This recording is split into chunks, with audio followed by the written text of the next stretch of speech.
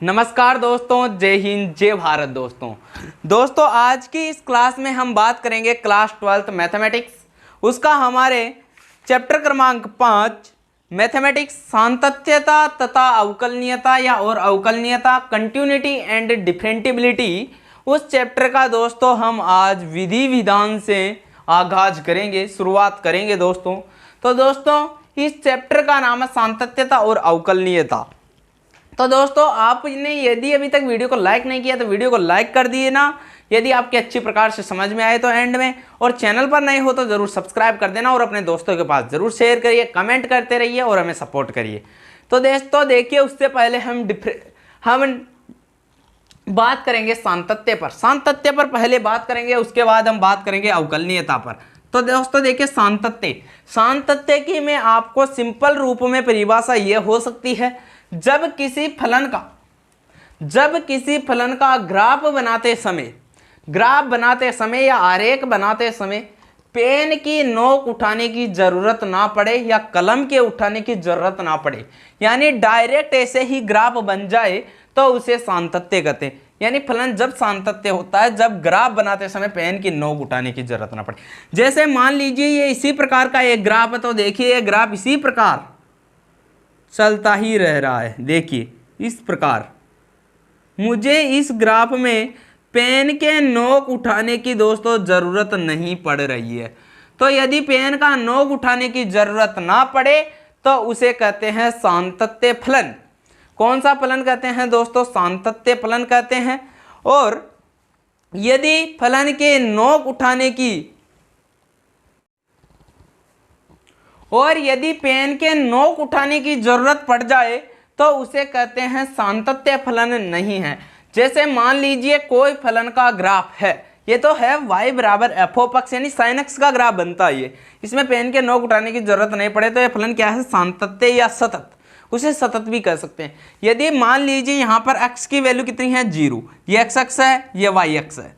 इस पर यदि ये x की वैल्यू 0 है, y के मान लीजिए यहाँ 1 है, y की 2 है और यहाँ x की 0 है, तो यहाँ से यदि मैं ग्राफ बनाऊंगा तो पेन के नोक उठाने की मुझे क्या पड़ेगी? जरूरत पड़ेगी। तो इसे ही मैं क्या कहता हूँ? सातत्य फलन नहीं है। ये होता है दोस्तों सातत्य फलन होने का तात्पर्य और नहीं होने का तात्पर्य। तो यहाँ से आपको ये बात तो समझ में आ गई होगी। अब क्वेश्चन देता है आपको कि फलन सतत है या नहीं है। तो फलन सतत तभी होगा, लिखिए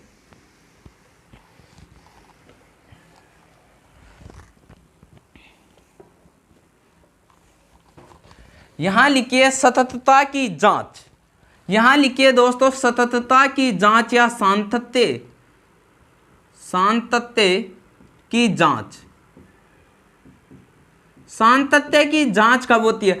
मान लीजिए क्वेश्चन में आपको दिया हुआ है कि x टेंडिंग टू 0 यानी x का मान 0 है, तब आपको सातत्य की जांच कीजिए। यानी सातत्य का अर्थ है कि उस फलन की वैल्यू 0 पर और 0 से दाईं ओर, यानी 0 से थोड़ा अधिक और 0 से थोड़ा बाईं ओर, यानी 0 से थोड़ा कम का मान यदि समान आता है तो वो फलन क्या होता है? सतत होता है या सातत्य होता है। तो सातत्य फलन कब होगा?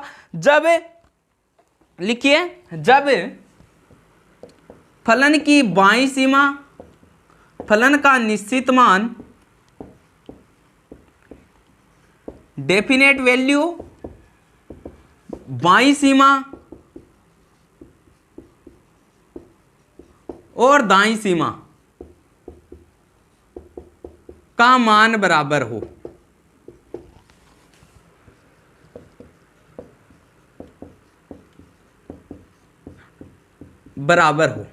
यानी RHL यानी राइट हैंड लिमिट बराबर लेफ्ट हैंड लिमिट बराबर एफ ऑफ ए बराबर निश्चित मान।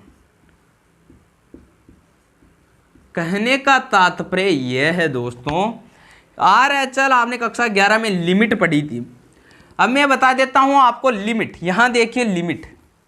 अब जो लिमिट होती है वो दो प्रकार की होती है, एक तो होती है RHL और एक होती है LHL।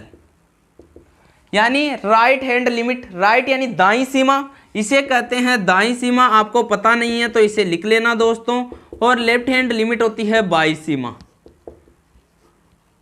यह होती है बाईं सीमा। यानी लिमिट दो प्रकार की होती है, राइट हैंड लिमिट और लेफ्ट हैंड। अब लिमिट किसकी ज्ञात करती है? लिमिट करते हैं फलन का। अब लिमिट फलन की ज्ञात करते हैं यानी जो परिभाषित है। अब लिमिट का उपयोग क्यों करते हैं? लिमिट का उपयोग करते हैं अनिर्धार्य रूप को हटाने के लिए, अनिर्धार्य रूप को हटाने के लिए, अनिर्धार्य रूप को हटाने के लिए। अनिर्धार्य रूप क्या होता है? 0/0 आ जाए, अनंत अपॉन अनंत आ जाए, अनंत आ जाए, 0 गुणा अनंत आ जाए, अनंत गुणा 0 आ जाए, ऐसी वैल्यू आ जाती है तो उसे कहते हैं अनिर्धार्य रूप। तब लिमिट का प्रयोग किया जाता है। तो इसको यदि आपको पता नहीं है तो इसको आप नोट करिए। मैं तो आपने ये तो कर लिया होगा, मैं इसको मिटा देता हूँ।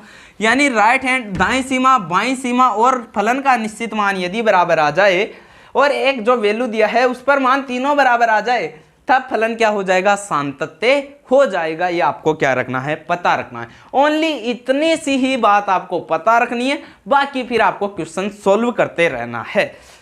तो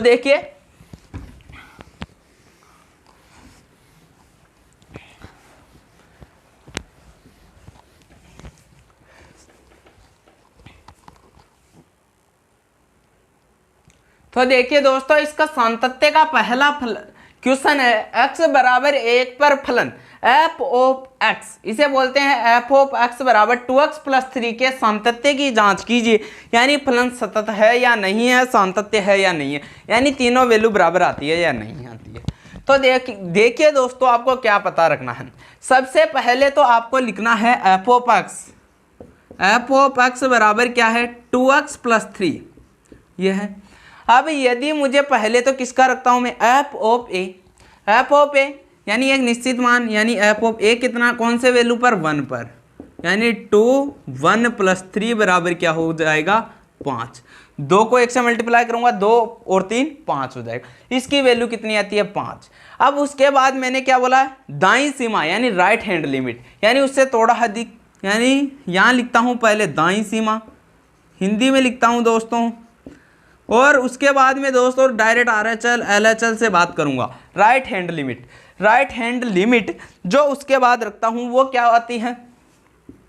लिमिट, या इसको आप नीचे भी लिख सकते हो, limit x tending to 0, x tending to 1, x tending to 1 value पर रखना है मुझे। x टेंडिंग टू 1 किस में रखना है? f ऑफ x में, f ऑफ x। कौन से वैल्यू में रखना है दोस्तों? मुझे f ऑफ x में, f ऑफ x रखना है, ठीक है। उसके बाद लिमिट, उसके बाद आपको क्या करना है? लिमिट f ऑफ x में रखना है, यानी इस वैल्यू में इसका मान रखना है। तो आपको ये लिखना है। अब मैंने आपको बताया था कि लिमिट राइट हैंड लिमिट होती है, उसमें थोड़ी वैल्यू अधिक कर देते हैं। वैल्यू अधिक करने के लिए यहाँ से एक वैल्यू अधिक का लिए एक वैल्यू लेते हैं h। h का मान इज वेरी लेस देन 1 होता है, यानी वो लगभग 0 के बराबर होता है। जब राइट हैंड लिमिट रखते हैं वो तब वहां पर 0 रखते हैं। तो यहां पर लिखा जाता है limit h tending to 0, h tending to 0 f of 2x plus 3, 2x plus 3, 2x plus 3 की जो वैल्यू है, अब यहां से जो x की वैल्यू है वो x की वैल्यू आपको कितनी रखनी है? x की जगह वैल्यू रखनी है आपको कितनी? 1। और दाईं सीमा है तो यानी ऐड हो जाएगी। दाईं सीमा उधर चलूंगा मैं, यहां से यह मान लीजिए ग्राफ है ये 0, इधर चलूंगा तो प्लस, इधर जाऊंगा तो ऋणात्मक साइन। तो यहां से 2, यहां से 2 और ये क्या हो जाएगा? 1 प्लस h प्लस 3, यानी 2 1 प्लस h प्लस 3, ठीक है। तो उसको मैं सॉल्व करता हूं, क्या आ जाएगा? Limit h tending to 0 f of 2, और h के बराबर में क्या रखता हूं? h के बराबर 0 रखता हूं, तो ये 0 हो जाएगा, यानी 1 प्लस 0 0, और ये क्या हो जाएगा? 2 प्लस 3 5। तो इस वैल्यू को भी मैं डायरेक्ट क्या लिखता हूं? 5। अब ये लिमिट f ओवर ये लिखने की जरूरत नहीं है, डायरेक्ट 5 लिखता हूं मैं आंसर, यानी लिमिट h टेंडिंग टू 0, ये डायरेक्ट 5 आता है। उसके बाद आती है बाईं सीमा, बाईं सीमा को लिखते हैं LHL, लेफ्ट हैंड लिमिट, यानी limit x tending to 0 f of x tending to 1। यहां से लिखता हूं मैं direct limit h tending to 0 और limit h tending to 0 f of 2 1 minus h plus 3 ये होता है। h की जगह 0 रखूंगा, h की जगह 0 रखूंगा तो यहां से जो LHL की मान आएगा वो भी क्या आएगा 0। 2 1 माइनस 0 1 और 2 को 1 से मल्टीप्लाई करूंगा कितना 2 प्लस 3 कितना आ जाएगा 5। तो देखिए f ऑफ a यानी निश्चित वैल्यू 1 की वैल्यू 5, राइट हैंड लिमिट भी वो, LHL भी वो ही आया। अतः यहां लिखिए अतः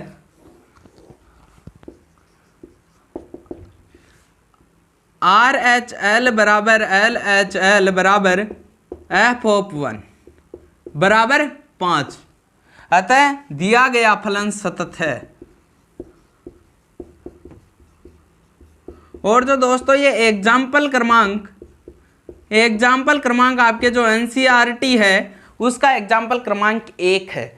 यदि आप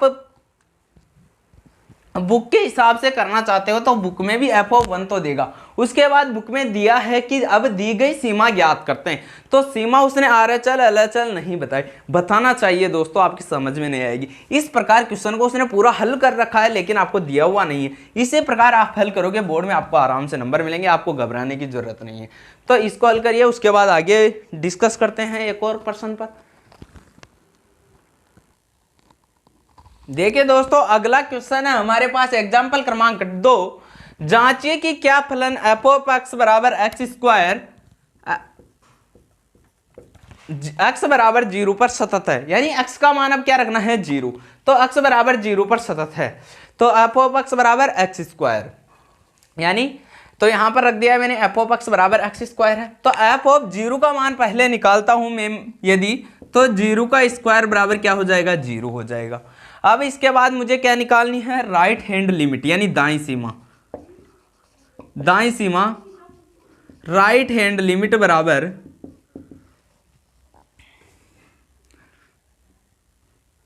राइट हैंड लिमिट उसके बाद क्या करते हैं दोस्तों लिमिट x टेंडिंग टू 0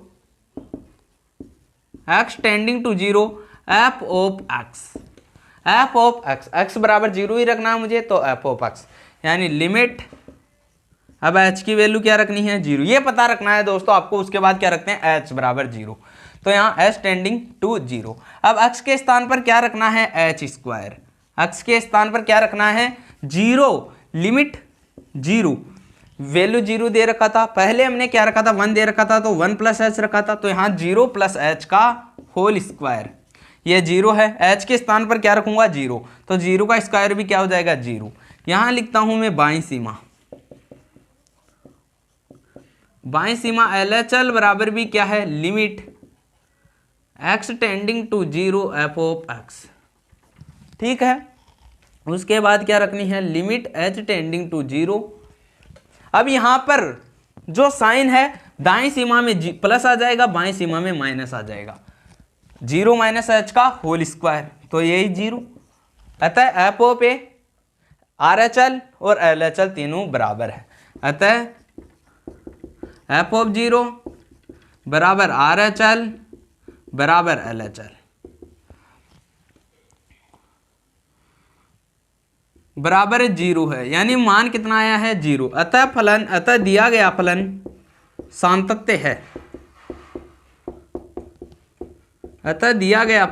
सातत्य है, ये लिखना है आपको, बस ये आंसर लिखना। जांच लिया आपने कि फलन सातत्य है या नहीं, तो जल्दी से नोट करिए दोस्तों। देखिए दोस्तों अगला क्वेश्चन है x बराबर 0 पर फलन f ऑफ x बराबर मोड ऑफ x यानी x का मापांक के सातत्य पर विचार कीजिए। दोस्तों ये प्रश्न उसी टाइप का है, लेकिन जब फलन यदि मोड के रूप में यानी मापांक के रूप में आ जाए तब उसकी सीमा को क्या करते हैं तोड़ते हैं आपस में और फिर क्वेश्चन को हल करते हैं। देखिए कैसे हल करते हैं दोस्तों, इस क्वेश्चन को आप कभी हल नहीं कर पाओगे यदि आपने अच्छे प्रकार से नहीं समझा। और यदि इस मोड x के इस प्रश्न को ही समझ लिया आपने तो कितना भी लॉन्ग प्रश्न आ जाए आप उसको आसानी से हल कर सकते हो। तो देखिए f ऑफ x बराबर क्या है मोड ऑफ x, तो यहाँ से यदि मैं एफ ऑफ एक्स बराबर निकालूंगा तो यहाँ से पहले आप ये इस चीज़ को समझिए। मान लीजिए मोड के साइन में, मोड है मापांक है, उसके अंदर ही ऋणात्मक साइन है, तो मोड कभी भी नेगेटिव के रूप में बाहर वैल्यू नहीं निकालता है। यानी मोड जब वैल्यू निकालता है तो इस माइनस को भी क्या करके देता है, अपने को प्लस करके देता है। यानी इसके अंदर -1 है तो इसको क्या करके देगा, +1 करके देगा। और यदि मोड के बाद पहले ही माइनस है और उसके बाद फिर माइनस है तो क्या करेगा, ये -x का तो क्या करेगा, +kx करेगा। लेकिन इसको वापस बाहर आके क्या करना पड़ेगा, -x करना पड़ेगा, तब होगा ये -x। इसको आप +x लिखोगे, ये इट्स रॉन्ग, ये गलत है और ये सही है। यदि आपने सॉरी -x, ये भी सही है, ये भी सही, लेकिन यदि आपको इसने +x लिख दिया तो ये गलत है और इसने -x लिख दिया तो ये भी गलत है, तो ये सही होता है। तो अब देखिए मोड दो फलन के रूप में टूटता है यहाँ पर, यानी माइनस और प्लस। मान एंडिंग टू जो x की वैल्यू है वो 0 से क्या है, छोटी है, यानी 0 बड़ा है और x छोटा है, यानी 0 बड़ा है।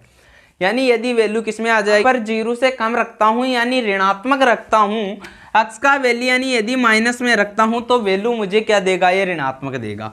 वैल्यू क्या देगा, ऋणात्मक साइन देगा, यानी ये हो जाएगा -x। ये किस में हो जाएगा, -x। और यदि मान लीजिए -x, कब, x का मान 0 से कम रखता हूँ और मान लीजिए मैं x का मान 0 से ज़्यादा रखता हूँ, मान लीजिए मैं यहाँ पर 1 रखता हूँ, 2 रखता हूँ, 3 रखता हूँ, तो यहाँ पर वैल्यू क्या आ जाएगी, x आ जाएगी। वैल्यू क्या आ जाएगी, x आ जाएगी। यानी मान लीजिए 1 आ जाएगी, प्लस में रखूंगा तो वैल्यू किस में ही देगा, मुझे प्लस में ही देगा। और यदि मान लीजिए मैं यहाँ पर या फिर 0 भी रखूंगा तो अभी वैल्यू किस में आएगी, वैल्यू 0 रखूंगा तो 0 आएगी, ना तो ऋणात्मक आएगी ना पॉजिटिव आएगी, अर्थात वैल्यू किस में आएगी, x के बराबर ही आएगी।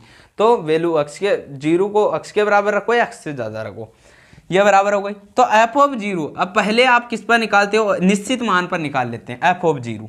अब उस क्वेश्चन को छोड़ दीजिए, अब आपके पास नया डायग्राम ये बन चुका है, यानी एफ ऑफ 0, यानी फलन x 0 किसके बराबर है, देखिए यहाँ तो 0 छोटा है x के बराबर, किसके, 0 इसके बराबर है यानी x के बराबर है। यदि 0 x के बराबर है, एफ ऑफ 0 बराबर x, तो यहाँ से जो ये x है उस पे x की जगह मैं वैल्यू क्या रखूंगा, 0। देन वैल्यू कितनी हो जाएगी, मेरे पास वैल्यू हो जाएगी दोस्तों 0। एफ ऑफ 0 बराबर x, एफ ऑफ 0 बराबर x, तो x के स्थान पर मुझे क्या रखना पड़ेगा, 0। तो एफ ऑफ 0 बराबर 0। और इसके बाद राइट हैंड लिमिट, यानी दाईं सीमा limit x tending to 0 f of x, x बराबर 0 के लिए क्वेश्चन दे रखा है, बराबर limit h tending to 0 f of x। दाईं सीमा का अर्थ 0 प्लस h, यानी 0 से थोड़ा अधिक, यानी x अधिक है तो x यहाँ से 0 से अधिक है, तो यहाँ पर रखूंगा मैं x के स्थान पर क्या रखूंगा, 0 प्लस h। तो 0 प्लस h रखूंगा तो h का मान 0 रखने पर RHL क्या आ गए मेरे पास, RHL भी 0 आ गया। उसके बाद यदि मैं LHL निकालूंगा तो LHL यानी 0 से कम, यानी 0 माइनस h, यानी limit x tending to 0 f of x। उसके बाद क्या आएगा, limit h tending to 0, h tending to 0 से थोड़ा कम, ये -x, माइनस साइन आ जाएगा और ये 0 माइनस h, माइनस लगाते हैं तो 0 और 0 माइनस साइन होने पर कोई फर्क नहीं पड़ेगा, तो इसका वैल्यू भी क्या आ जाएगा, 0। अतः RHL बराबर LHL बराबर एफ ऑफ 0। अतः x बराबर 0 पर फलन सतत है।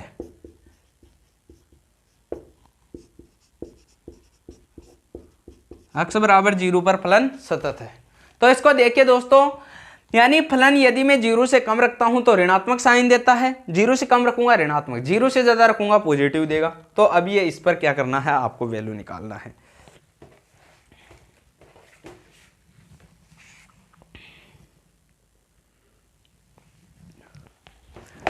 नोट करिए,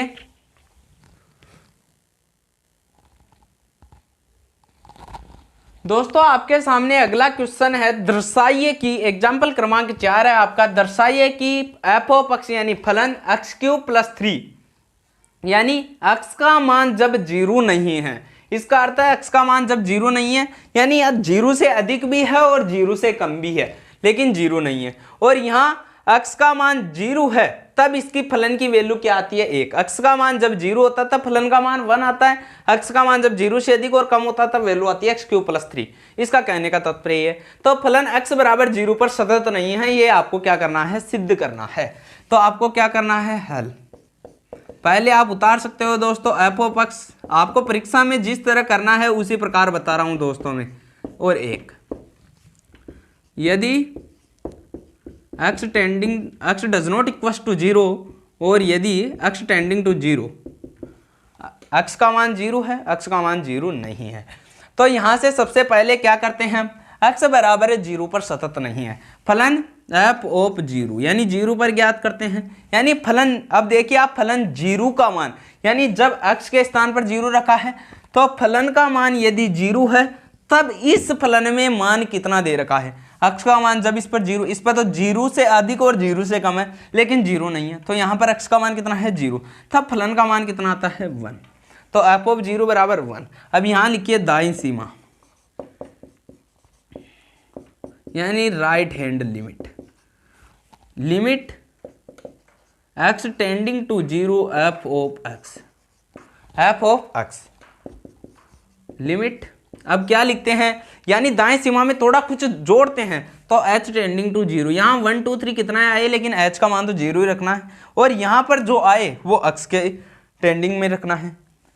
अब 0 दाएं सीमा यानी 0 + h, यानी 0 नहीं है, 0 से अधिक हो सकता है और कम हो सकता है, वो किस में आएगा, इसमें आएगा। तो यहाँ पर 0 से दाएं सीमा में 0 से थोड़ा अधिक है, यानी इसमें आएगा, तो मुझे वैल्यू किस में रखना है, ऊपर वाले में, यानी x के स्थान पर क्या रखना है मुझे, 0 + h का होल क्यूब + 3। ठीक है, तो यहाँ से 0 + h का होल क्यूब। अब यहाँ से यदि मैं डायरेक्ट h के स्थान पर फॉर्मूला लगा देता हूँ, तो a + b का होल स्क्वायर की a + b का होल क्यूब की सर्वसमीका होती है a³ + b³ + 3a² b + 3ab²। यहाँ से 3ab कॉमन ले लेता हूँ, कितना हो जाएगा, a + b हो जाएगा, और a³ + b³, a³ a कितना है 0, ये 0 हो जाएगा, ये कितना हो जाएगा h³ + 3ab + 3, a का मान कितना है 0, ये तो पूरा मैटर क्या हो जाएगा, 0 हो जाएगा, क्योंकि 0 से मल्टीप्लाई हो जाएगा, और ये b³ यानी h³ हो जाएगा।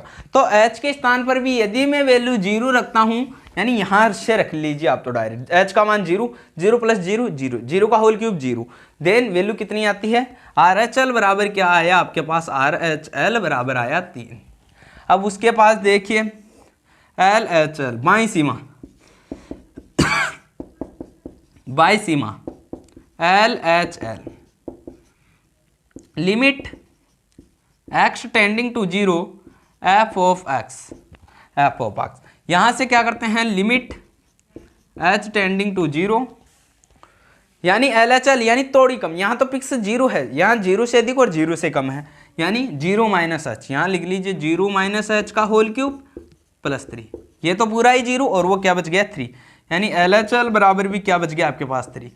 तो अपने पास सातत्य की जांच के लिए क्या कहता है, ये कहता है कि RHL बराबर LHL बराबर f(0) आना चाहिए, निश्चित मान। तो RHL और LHL तो बराबर आता है, लेकिन f(0) क्या नहीं आता है, बराबर में नहीं आता है। तो यहां मैं लिख सकता हूं, अतः RHL बराबर LHL does not equal to f(0), यानी RHL और LHL तो बराबर है, लेकिन ये f(0) के बराबर नहीं है। अतः दिया गया फलन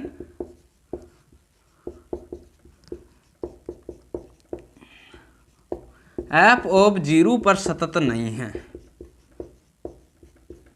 सतत या सातत्य नहीं है। यह हो गया दोस्तों। तो आपको अच्छी प्रकार से समझ में आ गया होगा, मैं आशा करता हूं। यदि आपको वीडियो अच्छा लगे, समझ में आ रहा है, तो लाइक करिए, चैनल को सब्सक्राइब करिए, अपने दोस्तों के पास जरूर शेयर करिए। मिलते हैं अगली क्लास में। Thank you for my watching videos.